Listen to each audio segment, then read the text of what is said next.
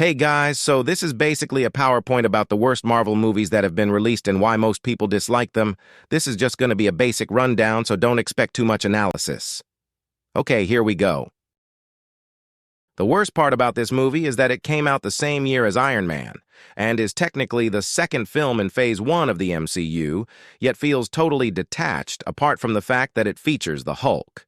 It has Edward Norton and Tim Roth in it, but besides that, has no actors of any merit or anyone who delivers a good performance on screen. Edward Norton is fine, because he seems to specialize entirely in playing male roles who have a dual personality.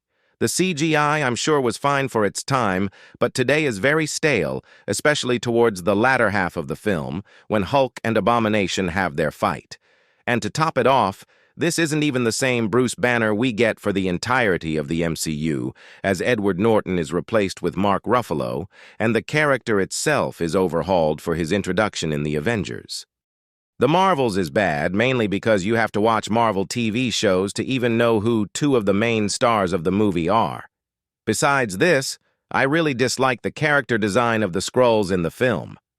I am not even a huge fan of the Skrulls in general, but this has to be one of the biggest downgrades in terms of transition from comic book to movie screen in all of Marvel. Another issue is, the villain is very forgettable and barely has any backstory. I didn't know who this person was until I researched it online, and it turns out this is a character who was gender-swapped for this story. That doesn't really matter or makes a difference for how bad this villain turned out, but I felt it should be included. On the bright side, this movie not only ended up costing Disney a shit ton of money and may have made them rethink how they want to approach any new Marvel movies going forward, but it also made a lot of incels rage online simply for being a movie that prominently features women. Ant-Man Quantumania. Holy shit.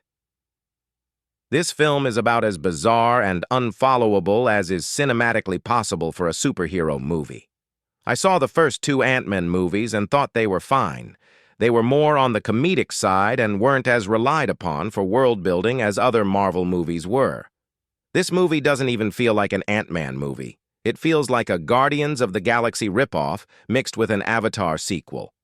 It proved Martin Scorsese right.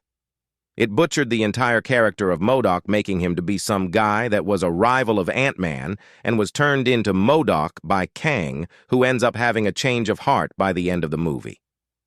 That's not who MODOK is. He would never do that.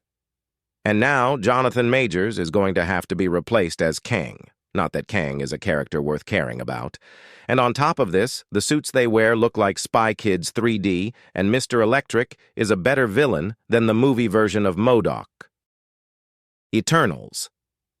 I literally forgot that this movie existed until I started making this video. Neither I nor anybody else knows who any of these characters are or why we are supposed to care about them.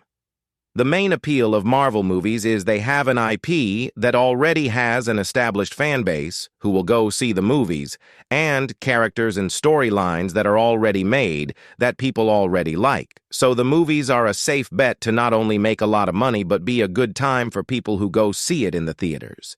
This movie is the opposite of that.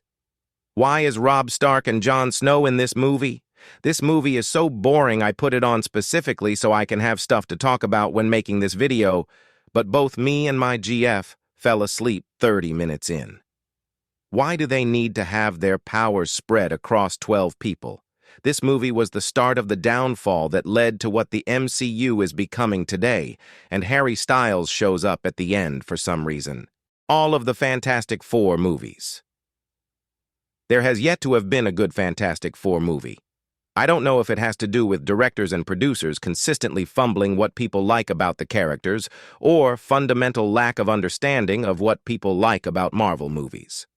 First and foremost, the best part about the Fantastic Four is Dr. Doom. He is far and wide one of, if not the most popular villain outside of Thanos, mainly due to his prominence in the Infinity Saga. Dr. Doom has only been a part of the worst Marvel movies yet, still is beloved by the fandom and commands respect as both a villain and character. Each time he is featured in a Fantastic Four movie, it feels as though the directors or writers don't have any idea about who Doctor Doom is at all, and just think he's a former colleague who now wears a metal mask and is upset about it.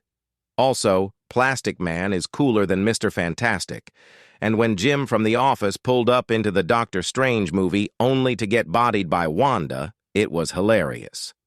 My only joy from these movies is the united front from the Marvel fandom, in its disdain for these movies, especially the most recent one. The Morbius movie is terrible, everybody knows this. Jared Leto might hold the record for freakiest dudes to become an actor who still gets roles even today. I never actually saw this movie, so I really can't speak on it. Besides the fact that the amount of Morbius memes that ensued after its release caused me a great deal of grief and anger as I tried to scroll through Reddit and TikTok. I can now embrace the sweet release of the meme's death. That's it for this PowerPoint. Make sure to like and subscribe, and I'll be making more content like this in the future. Bye!